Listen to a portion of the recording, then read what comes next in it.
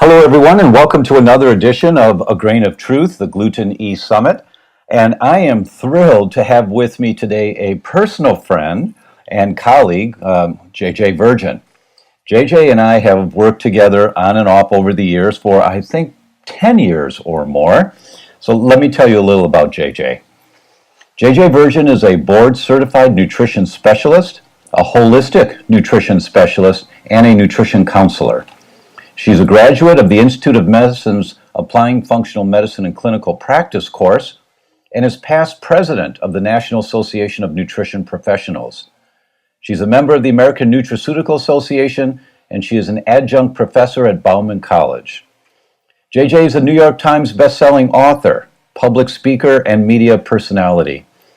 Her 25 years in the health and fitness industry have earned JJ recognition as the go-to weight loss resistance expert who can unlock the door to fast and lasting fat loss through removing hidden food allergies and food sensitivities from the diet. She couples this with burst training to repeatedly get the results no one else can. JJ is the author of 6 Weeks to Sleeveless and Sexy, and if you ever see her, you'll see she's got the sexiest arms of anyone I've ever seen. Also the author of The Virgin Diet and The Zero Tolerance Diet. And she is the co-star of the TLC reality series Freaky Eaters. She's worked with performance athletes, CEOs, and A-list celebrities from around the world. For 2 years, she was the nutrition expert on the top-rated Dr. Phil show and regularly appears in all major media channels, including The Today Show, Access Hollywood, Women's World, AOL's You've Got... New York Post, Washington Post, Reader's Digest, Fitness, Shape, the Huffington Post blog, and NPR. She's a member of Mensa, a UCLA graduate, and chronic student. I don't think I've had anyone. Yeah. So it goes on and on. Suffice to say that JJ is a world expert in the area of food selections and health and fitness. And JJ, welcome to the show. Thank you. I appreciate it. It has been a long time, hasn't it? My gosh. Yeah. Doesn't it? My first question to you, JJ, is what is the Virgin Diet?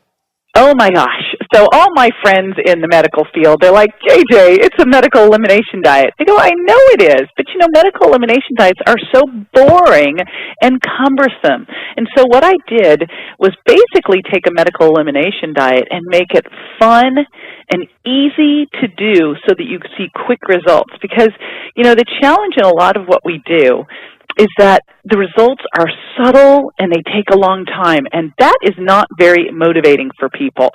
And I made some shifts to the classic elimination diet because, I spent so many years working with doctors and pulling foods out of the diet, and I started to really see through testing, both, actual testing and then just testing your own body as its chemistry lab by pulling foods out rather than doing lab testing, that there were clearly 7 foods that were creating the big problem. Of course, gluten being, right up there at the top.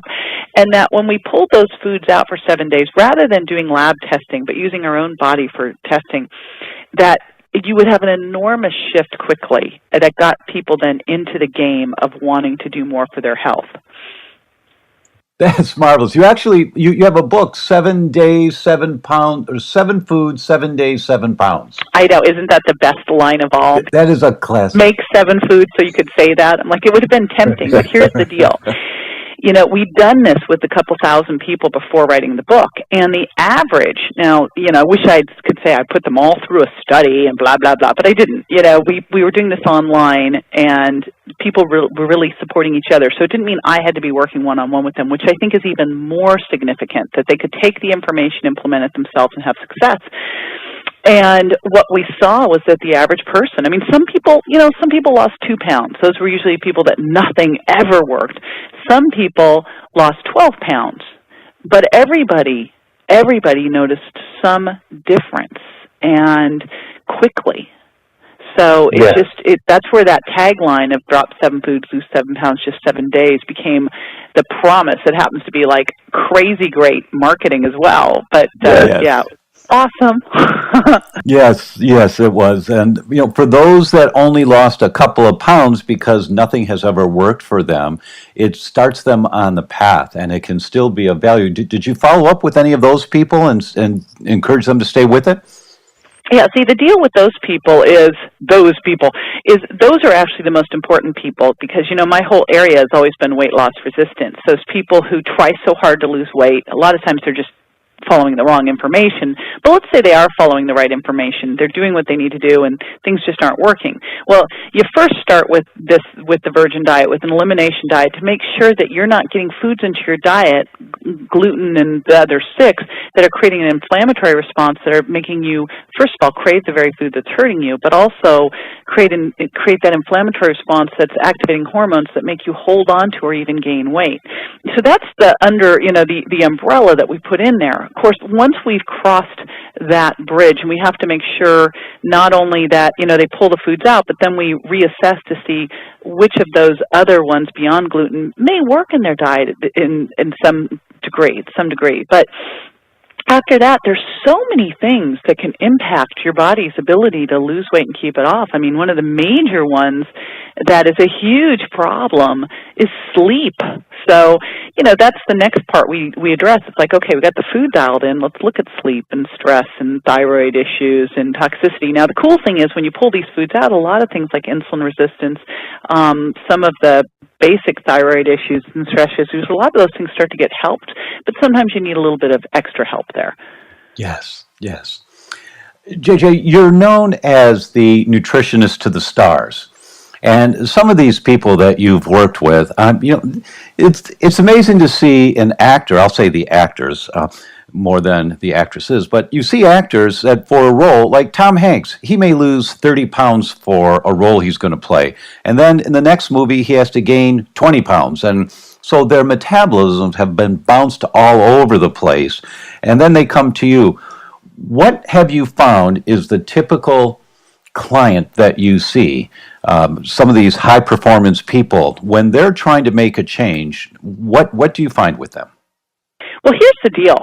There's really no difference between, say, Brandon Routh getting ready for Superman or Tracy Toms getting ready for a Broadway show or anyone listening to the call. The difference, metabolically, yes, they've damaged their metabolism, but I'm willing to bet most people on the call have lost weight, gained weight, right? Exactly. That's the reason for the question, right? Right. So, but the difference is, and this is the key, most important difference, they have to make the change because their livelihood depends on it. See, if we all thought that way, I have to give up gluten. I'm going to do the virgin diet. I'm going to start exercising. I've got to sleep well because my livelihood depends on it. It's a lot different conversation. So often it's more like, oh, okay, well, I'll do that tomorrow. And it never, ever happens. But when you know that you've got a taping deadline in 3 weeks and you have to look a certain way, yes, that's it. You don't, exactly. There's no like, maybe I'll do that. Yes, exactly. Right? Exactly. Right? So we all need to think that way. And whether we might not realize that in reality, our livelihood does depend on it. Whether you've got a career or you're a stay-at-home mom, which is a even bigger career, and God bless stay-at-home moms, Amen to that, yeah. Amen, man. Amen, brother. But, yes. And stay-at-home dads, by the way, too. But whatever it is, you need to show up fully. You need to be out there totally. And you can't do that if you've got stomach cramps and your energy is low and all that. It's not going to happen. Yes. And exactly right. And my next question in that line of thinking is on a 1 to 10, 10 being completely focused, what level of commitment does a person need to make to see the kind of results that occur with the virgin diet? Can they do it most of the time? Here's why I think this works so well. And I'm just going to be totally out there with myself because I think most people are probably like this. They just might not want to tell everybody. I've been on every diet there is. I mean, everything. And not anymore because this is just how I live. But used to be I'd go on a diet and maybe it's the rebel in me, I don't know, but I'd start looking at, okay, I'm on this diet, so now what am I going to cheat with? right? Yes, right. I think it's central to any diet that you're like going, okay, now what am I going to cheat with? Where am I cheating?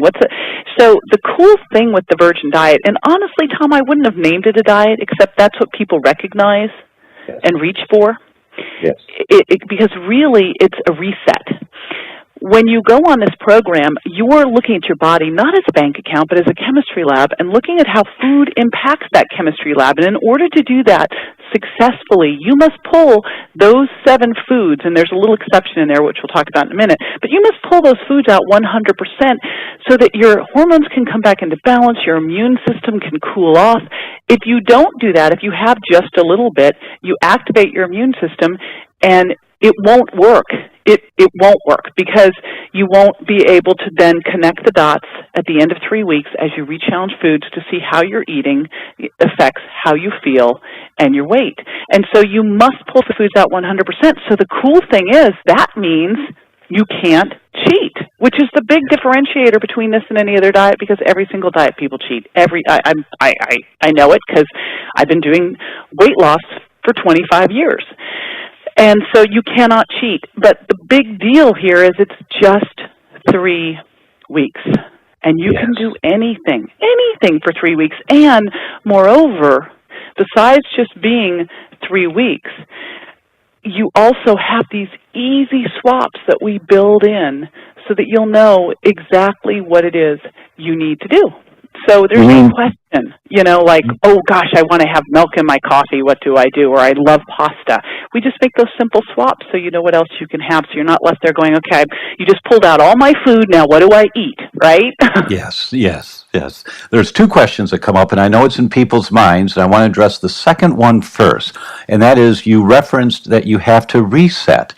Now, the analogy that I give, and I'd like to hear your thoughts on this, is that when our cell phones, these smartphones we have, aren't working very well, you can't just turn it off and then turn it back on. You have to shut it down. And if you shut it down for a minute and then reboot it, what happens is most of the time, whatever wasn't working on the cell phone now works fine. It's working faster. That you have to reboot. And that's how I look at the reset, as opposed to just turning the phone off where the power's still going to it. It doesn't reset. Can I feel that? Yeah, of course. Of course you can. Can I model that and refer to you? Because that's just flat out brilliant. Of course. So I just want to confirm that that's what you mean by reset. That's what I mean, and that's so smart. Great, thank you. And then the second question is, and people are asking, 7 foods. I know about gluten, but what's the other 6? So could you list the 7 foods for them? Absolutely. And understand foods are kind of poetic license because obviously gluten is in a lot of different things. It's more like a category. But there's gluten, there's dairy, there's soy. I view those as the top really 3 in their immune modulating class because there's different ways we become intolerant to food, which, hormonally, immune, and genetically. But gluten, dairy, soy, eggs, corn, peanuts, and then one group is sugar and artificial sweeteners. Now, you need to pull all these foods out 100% with the exception of the sugar category, and here's why. Artificial sweeteners need to go, and I hope if you get nothing more from this summit, you know that gluten's the devil, and that artificial sweeteners are right there as their, evil stepsister.